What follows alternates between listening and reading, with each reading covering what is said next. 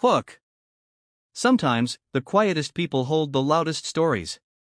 Sometimes, those who are ignored, mocked, or humiliated carry a strength no bully could ever imagine.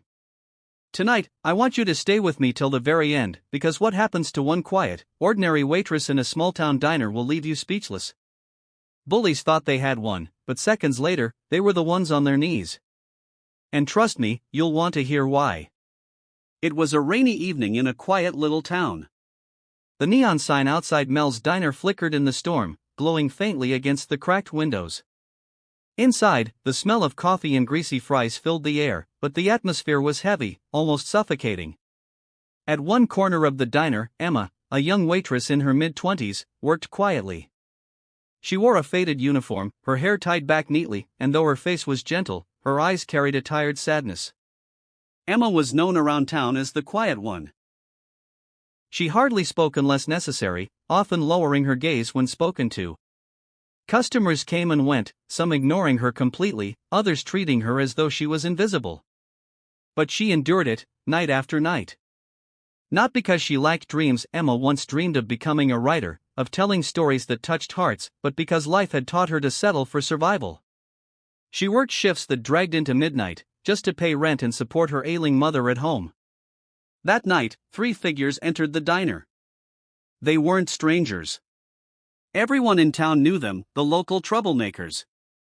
Ryan, the ringleader, tall and arrogant, always smirking as though the world owed him something. Lucas, his sidekick, muscular but brainless, always ready to laugh at Ryan's cruel jokes. And Mia, sharp-tongued, cruel, and beautiful in a way that drew eyes but also made hearts uneasy. Together, they thrived on belittling others. Emma's hands trembled slightly when they walked in. She had served them before, and it never ended well. "Hey, quiet girl," Ryan called out, his voice echoing across the small diner. "We're starving. Get us something worth eating this time. Or do you only know how to serve failure?" Lucas laughed loudly, banging on the table, while Mia leaned back, smirking. Emma approached their booth quietly, notebook in hand, keeping her eyes low. "What would you like to order?" she asked softly. But Ryan wasn't interested in food. He was interested in humiliation. "You know what I'd like? For you to actually speak up. Come on, say it louder. What's wrong, cat got your tongue?" He mimicked her voice in a mocking, squeaky tone. The other 2 burst into laughter. Emma clenched her pen tighter, her knuckles whitening, but she said nothing. She took their order, wrote it down, and walked away. But they weren't finished. When she returned with the food, Mia accidentally stuck her foot out, tripping Emma. The tray slipped from her hands, and steaming hot soup splashed across the table and onto the floor. The diner went silent. Customers stared. Ryan stood, towering over her, his voice dripping with cruelty. "Wow, you can't even do the one simple job you've got? Pathetic. No wonder you're stuck here for life." He smirked and flicked a dollar bill at her face. Emma fell to her knees, picking up the broken pieces of glass. Her hands were shaking, but not from weakness, from something rising inside her. Something she had buried for far too long. And though no one noticed yet, the storm outside wasn't the only storm brewing that night. Emma stood slowly, her knees aching from the fall, her uniform stained.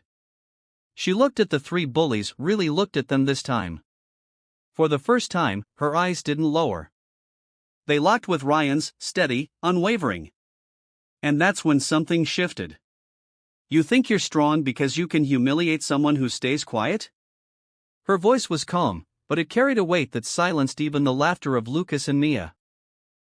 "You think you're powerful because you make people feel small? Let me tell you something.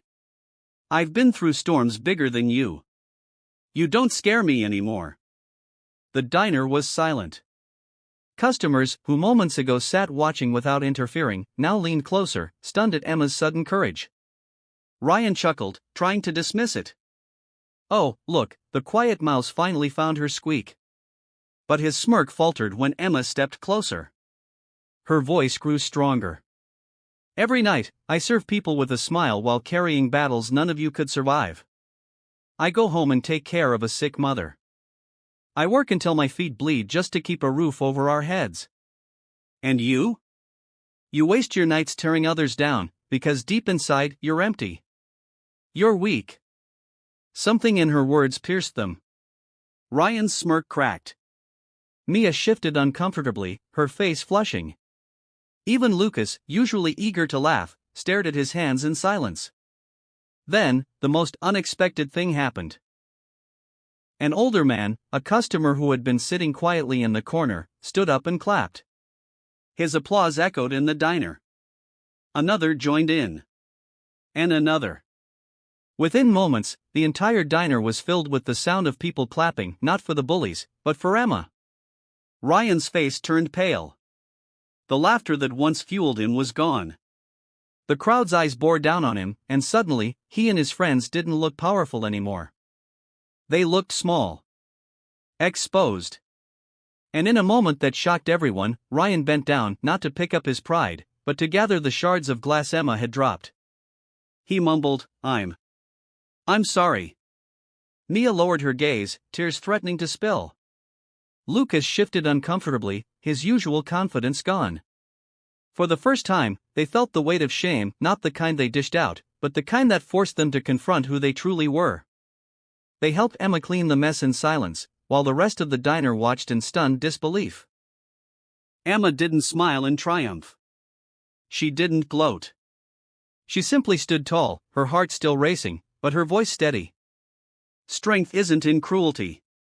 It's in kindness, in endurance, in rising every time you're pushed down. And from that night on, the story of the quiet waitress who made the bullies kneel wasn't just diner gossip, it became a lesson. A reminder that sometimes the softest voices carry the strongest echoes. Sparkle's closing message for viewers. So remember this, never underestimate the quiet ones. They might just be the strongest people you'll ever meet. And if you've ever felt small, invisible, or humiliated, let Emma's story remind you, you are stronger than you think. Stand tall, because one day, even the bullies will bow before the power of your spirit.